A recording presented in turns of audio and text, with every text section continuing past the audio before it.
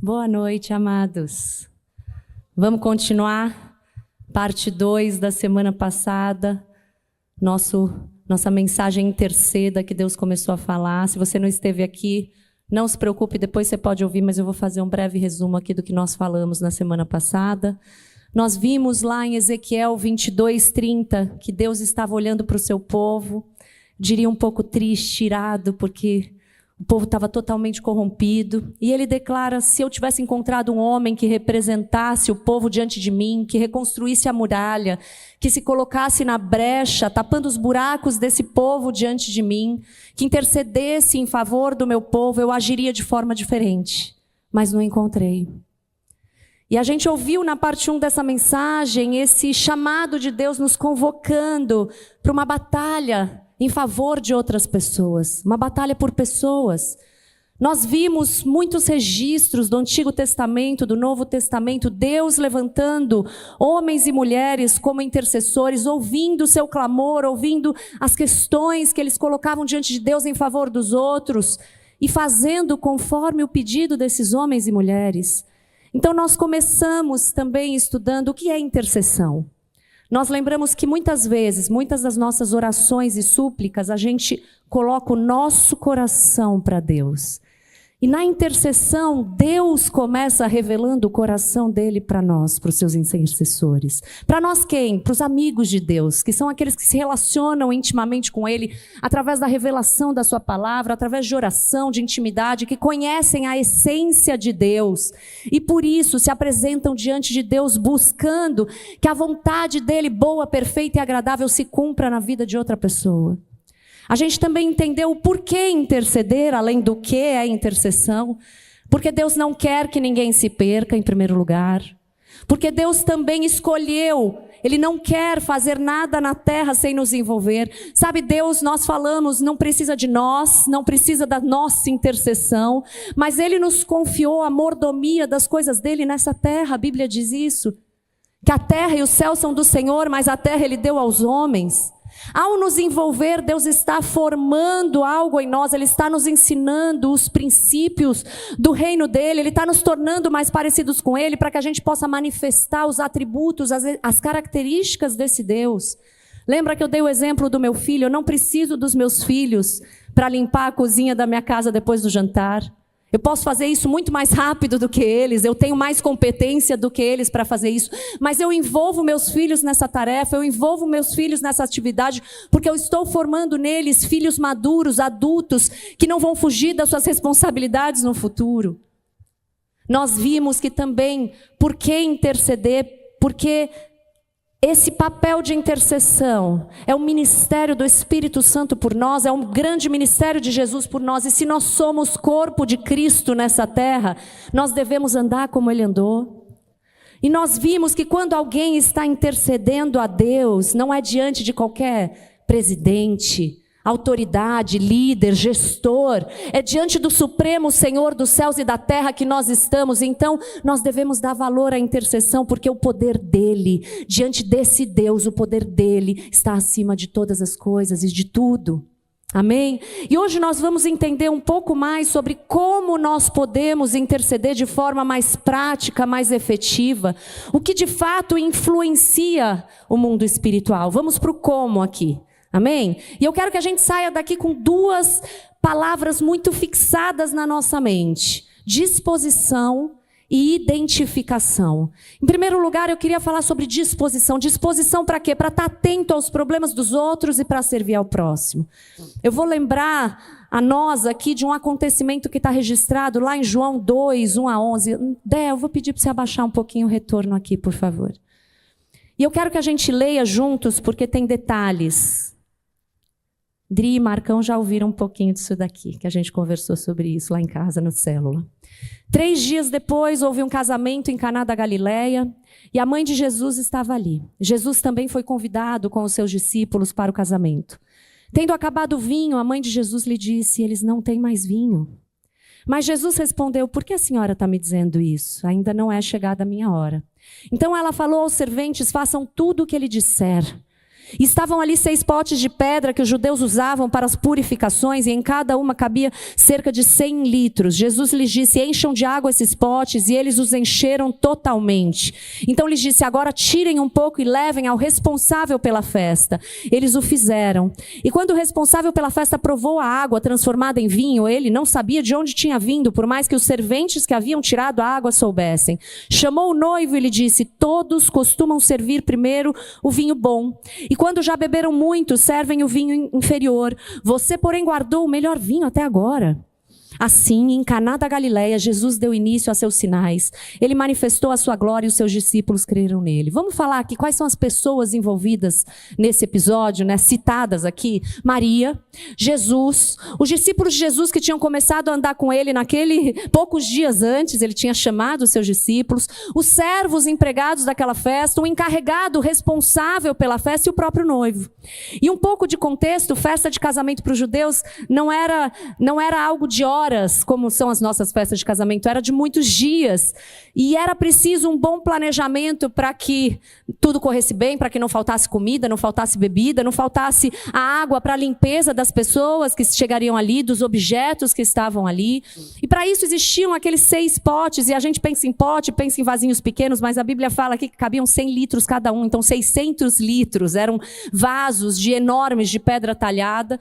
E começa então a se desenrolar essa conversa de Maria com seu filho Jesus, e Maria fica sabendo que aconteceu uma tragédia, o vinho acabou. E a Bíblia não conta a condição econômica dessa família, desse casal, ou por que isso aconteceu, mas o fato é que aquela situação seria uma vergonha para aquela família, porque o vinho para os judeus era um sinal de bênção, era um sinal de alegria, da bênção de Deus. Então, uma situação difícil, praticamente impossível de ser resolvida naquele cenário durante aquele momento de festa.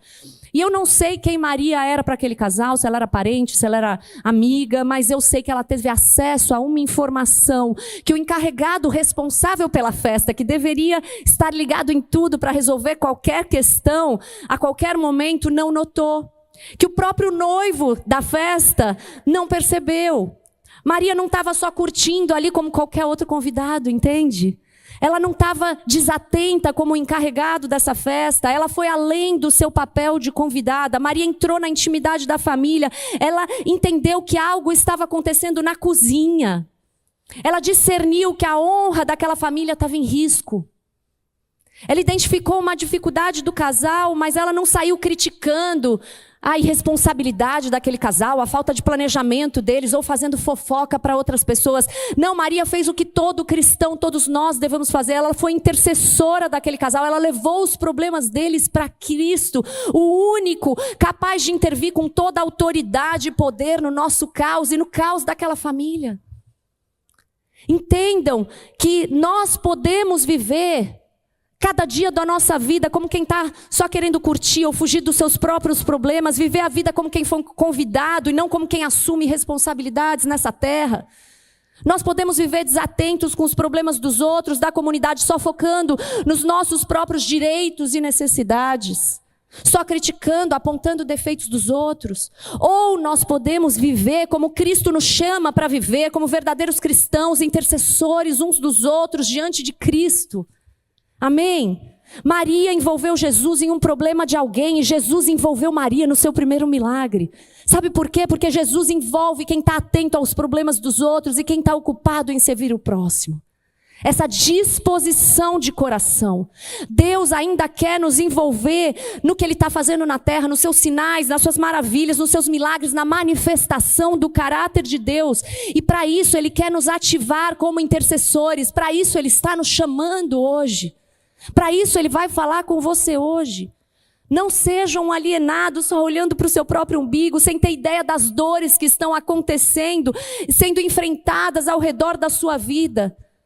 Experimenta sentar ali no espaço gourmet e conversar como a gente faz um com o outro, para você ver as lutas que cada um está enfrentando aqui. Experimenta ouvir, estar com seus ouvidos abertos para ver o que as pessoas estão passando. Sabe, não fica alienado sem perceber os pecados que aprisionam o seu próximo. Das consequências que esse próximo vai sofrer se ele não passar por uma intervenção que o liberte desses pecados. Sabe, olha para a humanidade, olha para a sua nação, olha para o seu vizinho, olha para o seu chefe, para os seus colegas de trabalho, olha para o seu marido, olha para a sua esposa, para os seus pais, para os seus irmãos. Olha até mesmo para quem hoje ainda age como seu inimigo. Olha para eles e leva tudo que você vir para Cristo. Leva tudo que você vir para o coração de Jesus. Se você discernir um problema ou um pecado na vida de alguém, querido, é porque Deus quer que você interceda por essa pessoa. Se Deus colocou alguém sob a sua influência e você não intercede por eles, você está sendo negligente. Como assim sob a minha influência, Rebeca? Quem sou eu para mudar a vida de alguém? A pergunta não é quem é você, a pergunta é quem é seu Deus. A pergunta que você tem que fazer é quem você coloca como Senhor da sua vida. Nessa situação, Maria teve que tomar essa decisão. Quem era Jesus para ela? Vamos pensar um pouquinho comigo em cima do que a gente leu. Tem algumas coisas que chamam muito a minha atenção nessa passagem. Que conversa de louco foi essa, gente? Que conversa de louco foi essa? Maria comenta com seu filho Jesus, acabou o vinho. Eu comentei lá em casa que eu tenho uma relação legal com os meus filhos. Às vezes você está em algum lugar e você comenta com seu filho algo que você está vendo. Até aí tudo bem. Mas o que se segue é que é intrigante. Porque Jesus fala, por que a senhora está me dizendo isso? Ainda não é chegada a minha hora. O texto não descreve nenhum pedido de Maria diretamente para ele, só um comentário. Mas ainda assim, mesmo que Jesus, que conhece os corações, tenha visto no olhar de Maria o desejo dela de ajudar aquele casal, a reação dele quando a gente lê, não parece que ele estava falando, não vou fazer? Não vou fazer um milagre? E aí, de repente, Maria vira e fala assim, façam tudo o que ele disser. Parece sem pé nem cabeça isso. A reação dela chama atenção, ela parece ignorar isso que Jesus falou, que pra gente parece que ele não vai fazer. E, de repente, façam tudo que ele disser. E depois disso, imediatamente, os dois já saem fazendo. Envolvendo outras pessoas e fazendo um milagre. O que ela entende da fala de Jesus que gerou essa reação nela? Em primeiro lugar, Jesus nunca foi grosseiro, gente. A Bíblia diz que Jesus era submisso a seus pais. A Bíblia escreve isso, fala sobre isso. Então ele não pode ter falado com falta de respeito com Maria, como pode parecer. Jesus recebe uma informação de Maria como filho de Maria, mas ele devolve para ela com uma pergunta como filho de Deus. Olha que interessante, no original grego, essa frase, por que a senhora está me dizendo isso? Pode ser traduzida também como se Jesus estivesse falando algo como assim, o que essa preocupação tem a ver comigo e com você? Como que nós estamos envolvidos nisso? E Deus me fez lembrar que ele usou essa mesma estratégia de trabalhar com perguntas para ativar, para plantar uma semente de fé em seus discípulos quando ele queria realizar o milagre da multiplicação dos pães e peixes para alimentar uma multidão faminta, você lembra? João 6, versículos 5 e 6 diz assim, então Jesus, erguendo os olhos e vendo que uma grande multidão se aproximava, disse a Filipe, ele envolve Filipe, onde a gente vai comprar pão para dar de comer a eles? Uma pergunta que ativa algo em Filipe. Jesus viu a fome daquelas pessoas e ele queria saciá-las, mas ele começa com uma pergunta. E o verso 6 explica, fala assim, mas Jesus dizia isso para provar Filipe, porque sabia o milagre que estava para fazer. Eu creio, mais uma vez, que Jesus prova e provoca fé naqueles a quem ele quer envolver na sua obra, com uma pergunta. E eu consigo visualizar, diante disso aqui que a gente acabou de falar, Jesus com esse mesmo pensamento, eu sei o milagre que eu vou fazer discreto, porque ainda não é o meu momento, minha hora de passar pela morte expiatória que eu vim passar. Ainda não vai ser como o milagre de Lázaro lá na frente, quando ao devolver a vida para Lázaro eu vou perder a minha. Ainda não é a minha hora, mas ainda assim, Maria, o que essa preocupação tem a ver conosco? Como é que a gente se envolve nisso? É mais ou menos assim, essa é uma conversa despretensiosa de uma mãe contando algo que ela identificou, um problema que ela identificou para um filho. Ou você crê que eu, o Filho de Deus, posso fazer alguma coisa por essa situação? Você vai me dar espaço para eu fazer um milagre? Você vai me dar espaço para eu ser senhor dessa situação? Eu quero envolver vocês nesse milagre, mas vocês vão fazer aquilo que eu disser. Eu imagino a cabeça de Maria fervendo para que ela então falasse o que a Bíblia fala. Era a hora de Maria se lembrar de quem Jesus era filho de verdade. Um novo entendimento dela sobre Jesus, porque eles estavam para começar a viver um novo momento, um novo ministério onde Jesus, os seus sinais, os seus ensinos iam começar a se tornar público a partir daquele momento. Maria conhecia bem as qualidades do seu filho Jesus, a submissão do seu menininho, a pureza, a obediência dele aos seus pais, a inteligência dele, mas agora ela ia começar a viver, a reconhecer, a conhecer o poder do Cristo. O poder do Cristo para fazer milagres. Sabe, Maria já tinha ouvido muitas coisas sobre Jesus. O anjo Gabriel falou para ela sobre quem Jesus seria. Isabel, a sua prima, cheia do Espírito Santo, a Bíblia diz que ela conta que o seu bebê, dentro do seu ventre, João Batista, estremeceu de alegria quando ouviu a voz de Maria, porque sabia que ela carregava o seu Senhor. Ela tinha ouvido os magos do Oriente falarem sobre o que o anjo do Senhor tinha dito a respeito de Jesus. Maria ouviu Simeão. Vocês lembram lá, também cheio do Espírito Santo, falar ao ver Jesus, eu vi a salvação de Deus.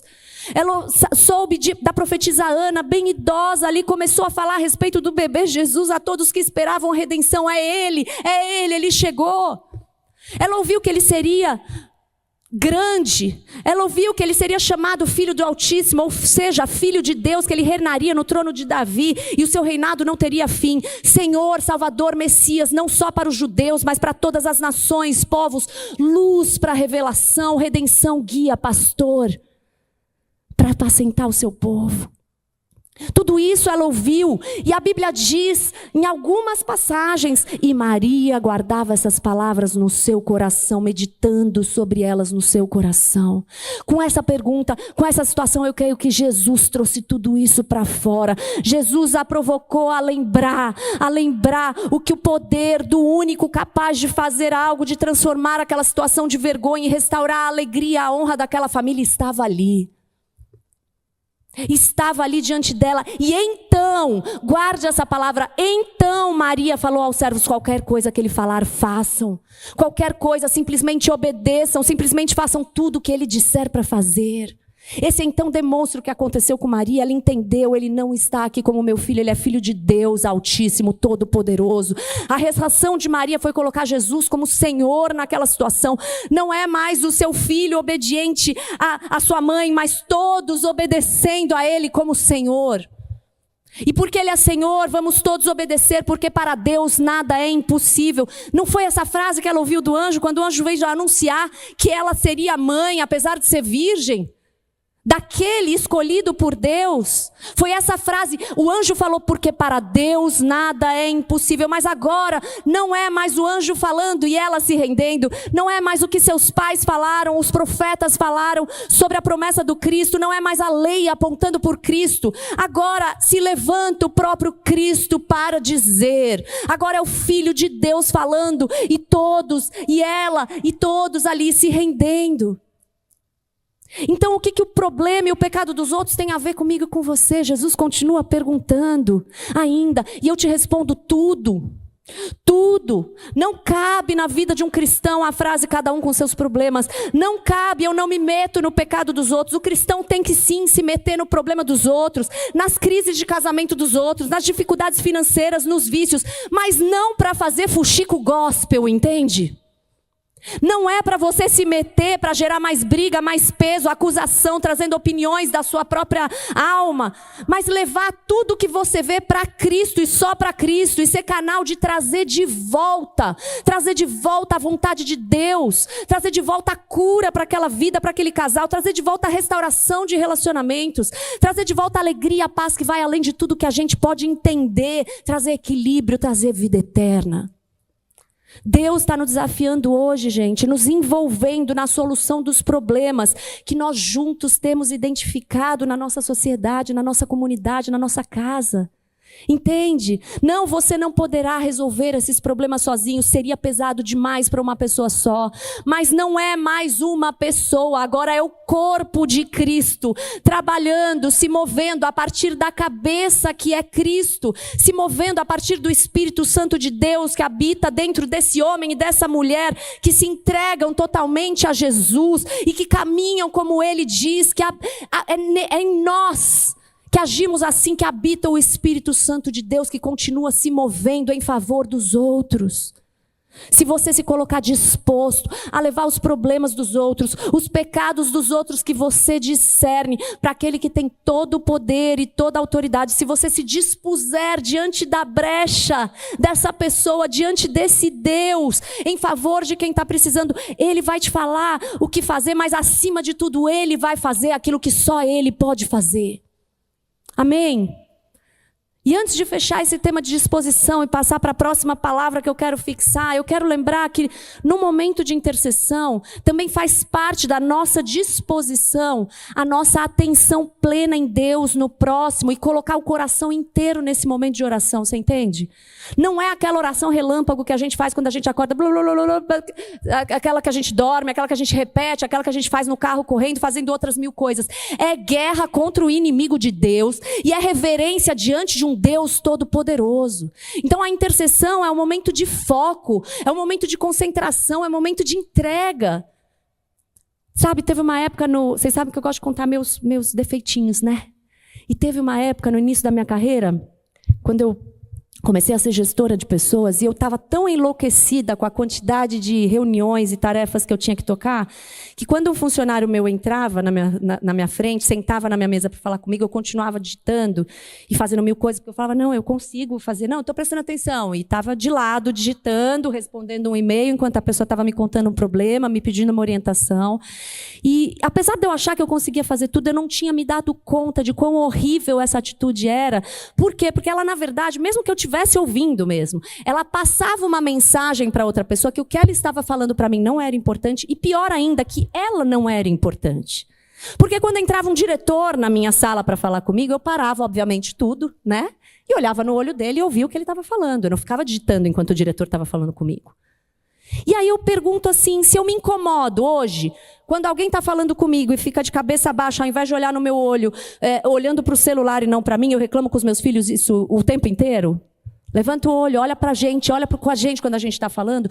Por que eu acho que eu posso tratar Deus dessa maneira quando eu estou intercedendo, fazendo algo tão sério e tão real por alguém? Por que a gente acha que a gente pode tratar Deus assim? Por que a gente acha que a gente pode interceder diante de Deus em favor de outra pessoa dessa forma, fazendo mil coisas, mil outras coisas? Não, gente, a intercessão é algo sério, é algo real. Por isso, a disposição completa do nosso coração também, entende? Então, agora eu vou entrar no segundo e último ponto que eu quero te falar sobre como ser um intercessor eficaz. A gente falou de disposição para com o próximo, para amar, servir o próximo, discernir os problemas dos outros, disposição diante de Deus com atenção, e agora eu quero falar de identificação. Para ser um intercessor eficaz, nós precisamos nos identificar com Cristo, com a vontade de Deus e com aqueles a quem Ele amou. Amém? Identificação. Não dá para ser o sujo intercedendo pelo mal lavado. Eu começo já aqui. Não queira entrar diante de Deus para comprar a briga de alguém, reivindicando algo. Porque hoje existe um evangelho que a gente reivindica, que a gente manda em Deus. Não queira entrar diante de Deus com essa postura, de qualquer jeito, com o seu coração de qualquer jeito. Se você escolheu viver no pecado, mesmo que você tenha sido informado que o estilo de vida que você está vivendo, que algo que você está fazendo vai contra o que Deus diz na palavra dele. Se para interceder, a Bíblia diz que é a intercessão, você está na brecha diante de Deus, face a face com Deus. Eu preciso estar cara a cara com um Deus santo e puro. Eu preciso entender que é necessário eu me purificar também. Vocês lembram que quando o sacerdote ia fazer o sacrifício em favor da nação, ele antes tinha que se limpar. Ele sacrificava pelos seus próprios pecados, para depois interceder pela nação. Então esse sacrifício de purificação, eu quero te lembrar que Jesus já fez por você.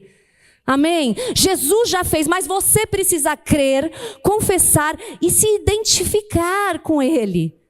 Fazer parte, passar a pertencer a essa videira que é Cristo. Você ser um ramo enxertado na videira. A Bíblia diz em Hebreus 10, 19 a 22, portanto, meus irmãos, tendo ousadia para entrar no santuário pelo sangue de Jesus, pelo novo e vivo caminho que ele nos abriu por meio do véu, isto é, pela sua carne, e tendo um grande sacerdote sobre a casa de Deus, aproximemo-nos com um coração sincero, em plena certeza de fé, tendo o coração purificado de má consciência e o corpo lavado com água pura. Esse é o evangelho de Cristo. Cristo nos substituindo e nos lavando. E por isso eu posso não me preocupar se eu não for Jó, se eu não for Samuel ou Moisés, que foram grandes intercessores, como Deus aponta na Bíblia, porque eu não reivindico mais nada em meu próprio nome. Nesse evangelho do reino de Deus, não é o meu nome que importa, mas é o nome de Cristo que eu carrego a partir da minha fé naquilo que ele diz. Amém? Jesus deu um novo nome a Simão, que passou a se chamar Pedro. Deus deu um novo nome a Abrão, que passou a se chamar Abraão. É uma letrinha, mas que faz diferença. Deus deu um novo nome a Jacó, que passou a se chamar Israel. Um homem instável, como o apóstolo Pedro era, terá sua identidade transformada para se tornar parecido com uma rocha. Parece piada Jesus chamar Pedro de rocha. Depois vai ler a história de Pedro antes dele se converter de verdade. Homem instável. Mas Jesus olhou para ele e falou, rocha. Um homem enganador, usurpador, que é o que significa Jacó. O nome Jacó significa isso. E ele agia dessa forma. Terá sua identidade transformada. Um homem que não gerava descendência, terá sua identidade transformada e será pai de muitas nações. Apocalipse e Isaías diz que Deus dá aos seus um novo nome, um nome eterno, uma nova identidade. Você vai ter um novo nome, você já tem um novo nome. Deus, quando olha para você, Ele te transforma, Ele transforma a sua identidade, porque quem vive para Ele carrega o seu espírito, carrega o nome de Cristo, e é isso que interessa na nossa intercessão. É assim que a gente entra diante de Deus para interceder.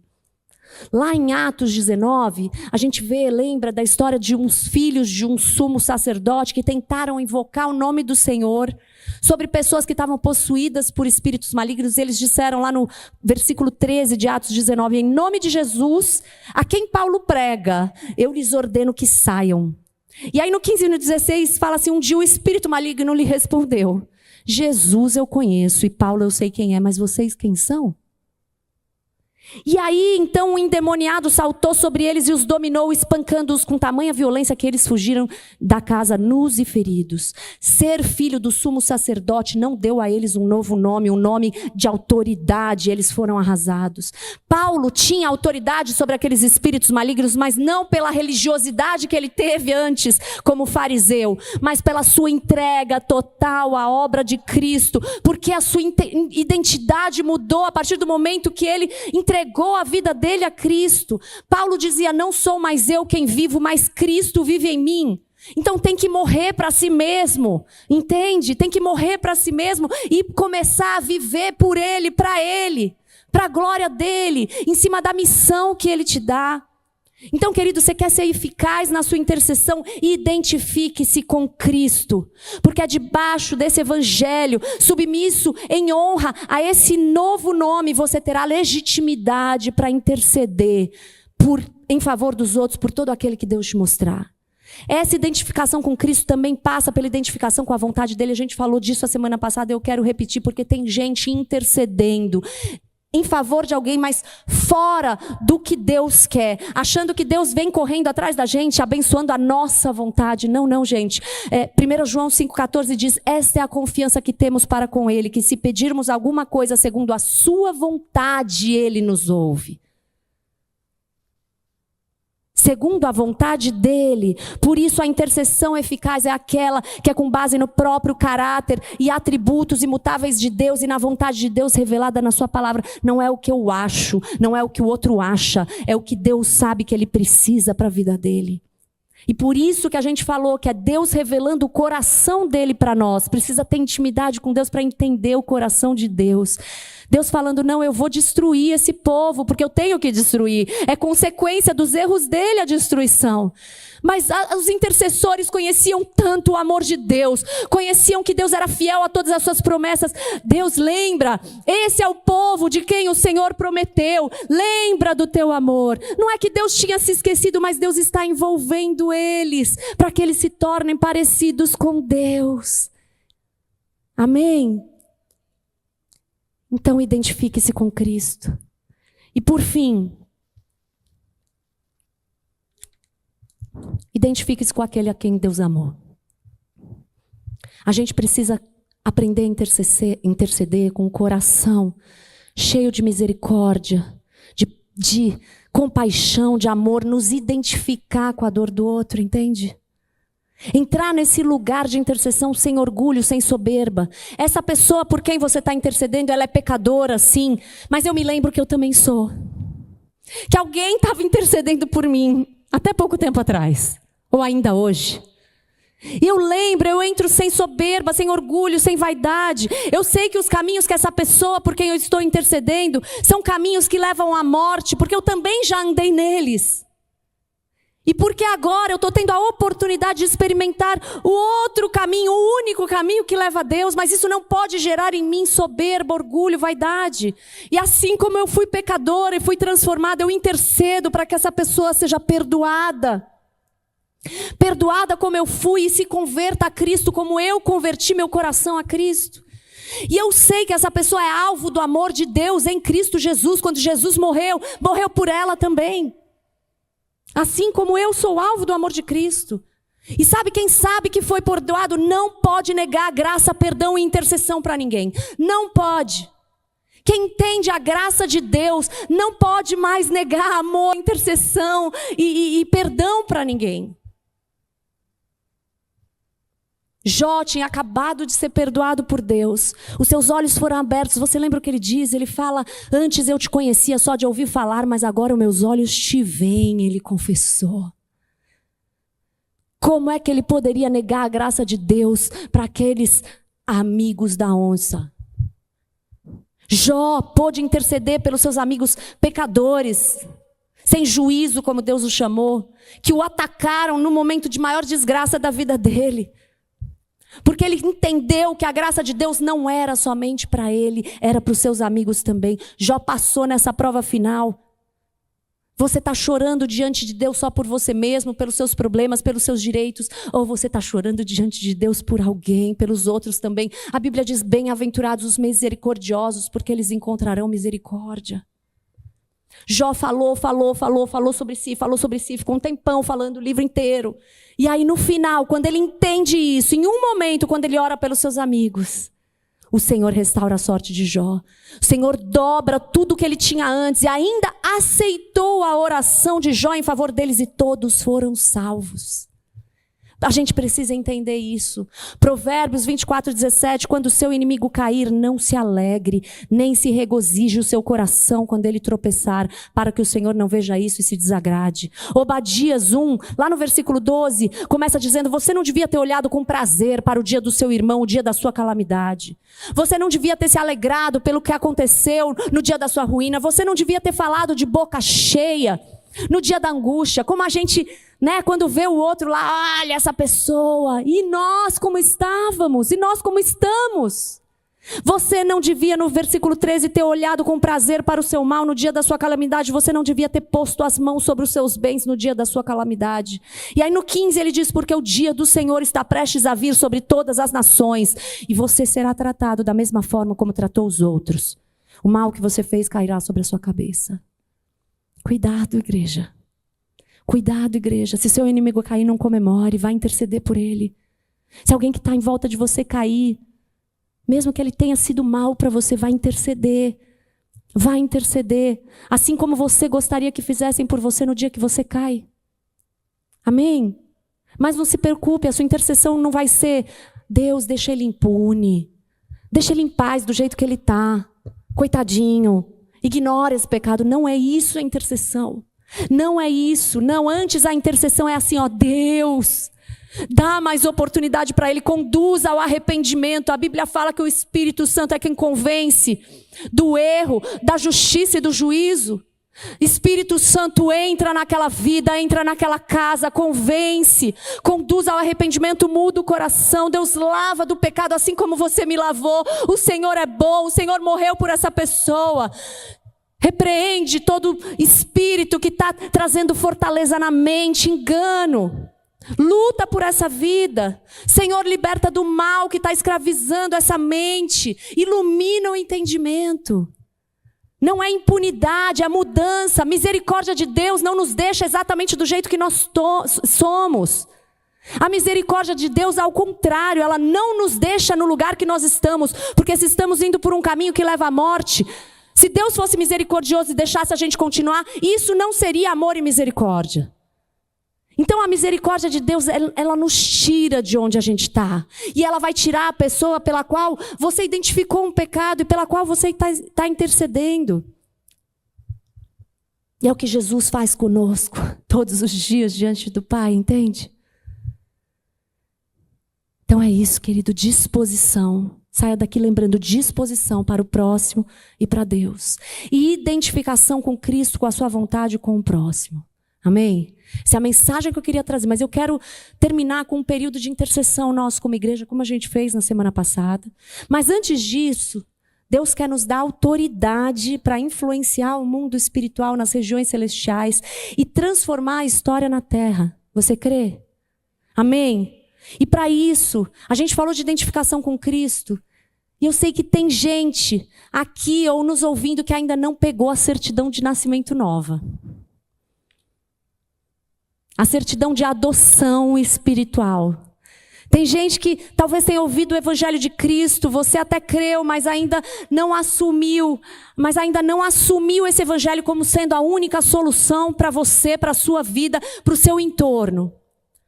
A Bíblia diz que se você crê com o coração que Jesus é Filho de Deus, o Filho de Deus prometido, aquele que vai cumprir todas as promessas de Deus para a sua vida, e você confessa com a sua boca que Jesus é o Senhor, não só num dia, mas durante o seu viver, você será salvo. Então eu quero te convidar a fechar teus olhos. Wilson, pode apagar a luz, agora é você com Deus, querido, você com Deus. Fecha teus olhos. E se você ainda não confessou Jesus como Senhor da sua vida, faça essa primeira confissão agora. Fala, Senhor, eu estou aqui. Se derrama diante de Deus. Eu quero viver essa nova identidade. Eu me arrependo, eu quero me converter a Cristo. Faz a sua oração para Deus, abre teu coração e fala, entra, Senhor, e me muda.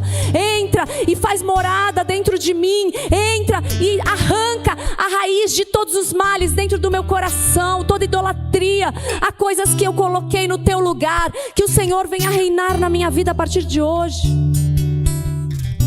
E porque Deus quer nos dar autoridade, também tem gente que precisa voltar a viver sobre o conselho de Cristo, sobre os princípios do rei, desse reino, do pai, dessa família. Ele tem princípios. Entender que a santidade nos torna a boca de Deus nessa terra, nos dá a autoridade de Cristo. Assim como Cristo andou, nós temos autoridade através da santidade. Jeremias 15:19 diz, portanto, assim diz o Senhor, ouve o que o Senhor está falando para você hoje. Se você se arrepender, eu o farei voltar e você estará diante de mim. Se separar o que é precioso daquilo que não presta, você será a minha boca.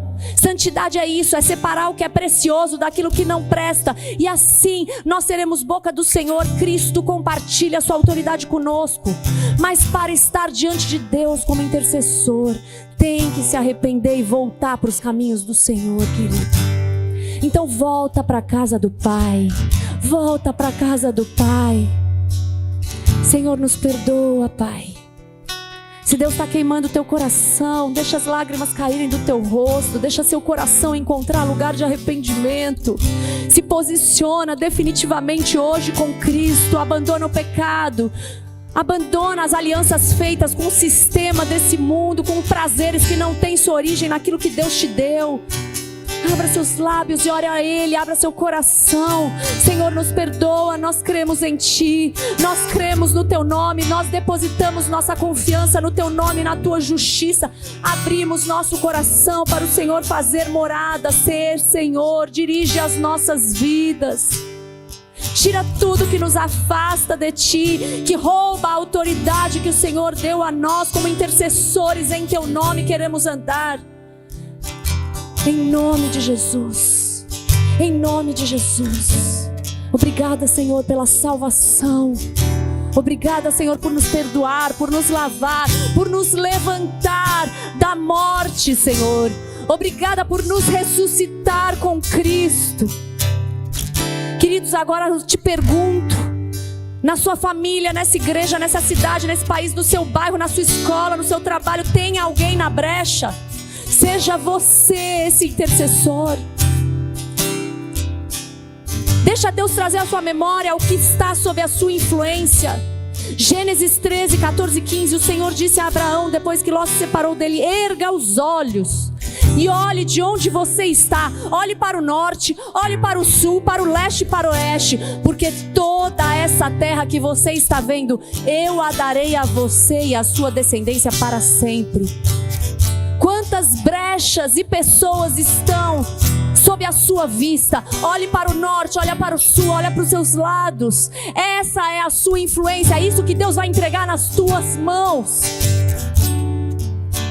Saia daqui comprometido hoje, assuma seu papel, tenha disposição e se identifique com Cristo e com aqueles a quem Cristo ama. Senhor, eu oro e te peço que o Senhor posicione a tua igreja hoje como intercessora, cada um de nós como intercessores em nossas casas. Abre nossos olhos, Senhor, para vermos a Deus, para vermos o seu coração, Senhor, para vermos a sua vontade, entendermos os seus planos e olharmos os nossos próximos com os olhos de Cristo, com os olhos que Jesus olhou, assim como Jesus olhou para Pedro no momento em que Pedro traiu, não com condenação, mas o mesmo Jesus que disse: Pedro, quando você se converter, apacenta as minhas ovelhas. Que nós possamos olhar para as pessoas que estão com problemas, com pecados, destruídas, precisando de Cristo. Possamos olhar e ver o potencial daquilo que Cristo vai fazer na vida dessas pessoas. Nos ajuda, Senhor. Arranca do nosso coração todo orgulho, todo sentimento de que somos melhores, todo esquecimento de que nós também somos pecadores e precisamos da graça de Deus.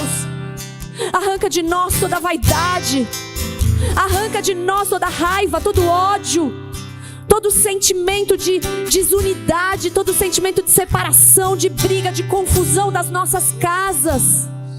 Em nome de Jesus, em nome de Jesus.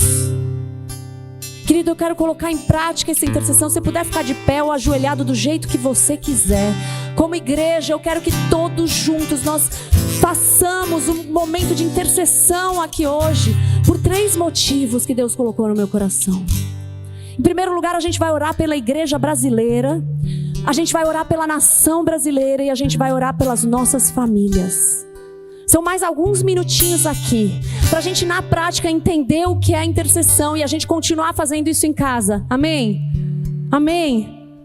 Nosso primeiro lugar de influência como igreja, como corpo de Cristo, é a própria igreja de Cristo. E eu não estou falando da igreja Manaim, da igreja evangélica. Eu estou falando de toda a igreja, de toda pessoa que professa o nome de Cristo como Senhor e Salvador da sua vida. Então nós vamos orar, interceder por santidade, por unidade, para que acabe essa coisa de desigrejados, de cada um por si, de fofoca, de competição. Vamos orar pedindo para Deus ousadia, como Deus deu para a igreja de Atos, ousadia para falar mesmo em meio a afrontas, ataques, acusações falsas. Vamos orar por mais salvação, por vidas sendo salvas e resgatadas por Cristo.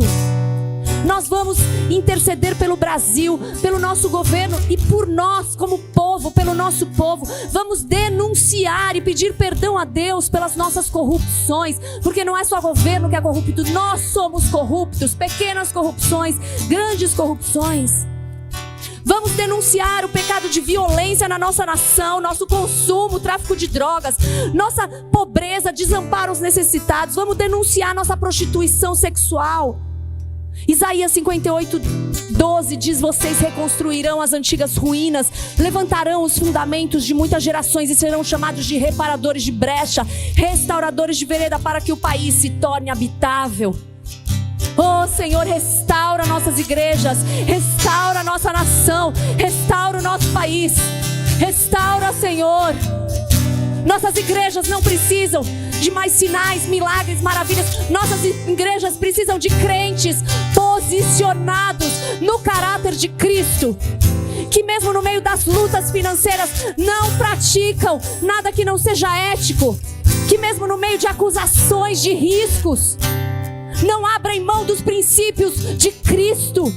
É disso que a igreja brasileira precisa, não de luzes, de shows, de palcos, de bons pregadores. A igreja brasileira precisa de Cristo, da essência do caráter de Cristo. E nós te pedimos perdão, Senhor, pelos nossos pecados da nossa igreja. Te pedimos perdão, Pai, por tudo isso que foi denunciado aqui, Senhor. Restaura, aviva a tua igreja neste país, aviva a tua igreja nesse país, Pai. Que a gente não busque mais palavras só de automotivação, que a gente busque a vontade de Deus, o caráter de Cristo.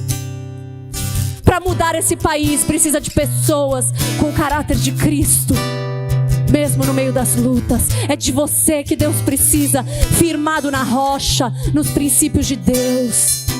Senhor, nós oramos pelos nossos governantes. A tua palavra nos ensina a interceder pelos governantes para que tudo nos vá bem. Oh Senhor, chega do país ser conhecido como o país do jeitinho brasileiro, Pai. Denuncia toda a corrupção. Tira, Senhor, em nome de Jesus, a corrupção das nossas casas, do nosso dia a dia, Senhor. Tira a hipocrisia do meio do Brasil, dessa nação brasileira. Restaura, levanta. O Senhor tem dado recursos, Pai. Nos perdoa como nação, Senhor, pelos nossos pecados, delitos, pelos nossos caminhos maus. E por fim, eu quero que você abra sua boca e com a autoridade de Cristo agora interceda pela sua família. Interceda por alianças, por perdão, por funcionamento perfeito de todas as partes, sabe? Como um leguinho encaixado, que tudo se encaixe. Deixa suas mãos levantadas em favor do seu marido enquanto ele exerce o papel dele na sua casa, na sua profissão. Maridos, intercedam por suas esposas como Isaac intercedeu. Rebeca, a esposa de Isaac, era estéril. Isaac tinha uma promessa de Deus de ter uma descendência, e ele foi casar bem com uma mulher estéril.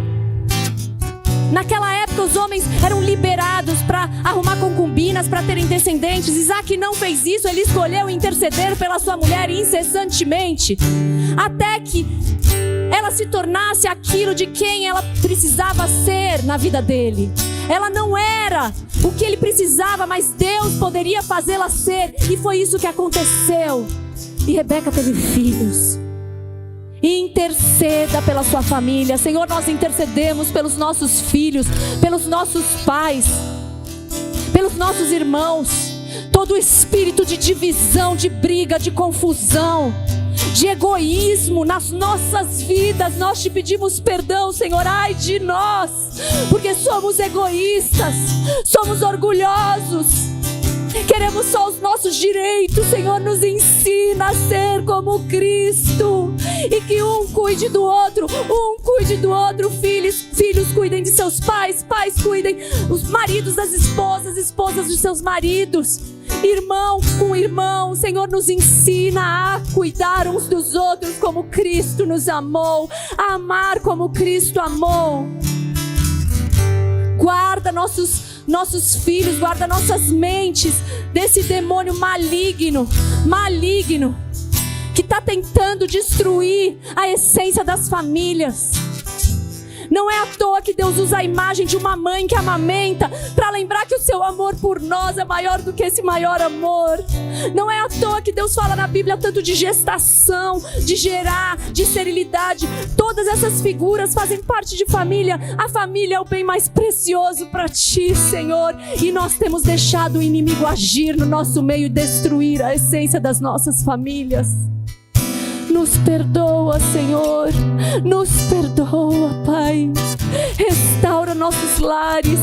Restaura casamentos que já estão frios. Restaura a paixão. Restaura o olhar amoroso. Restaura o desejo. Restaura o cuidado. Restaura a admiração. Restaura o desejo de trabalhar para que todos estejam bem. Restaura, tira do nosso meio toda a preguiça. Tira do nosso meio, Pai. Nós nos colocamos diante de Ti, humildemente clamando diante das brechas dessa nação, da Tua igreja e das nossas casas. Faz a Tua obra de salvação em nós. Completa a Tua obra de restauração em nós.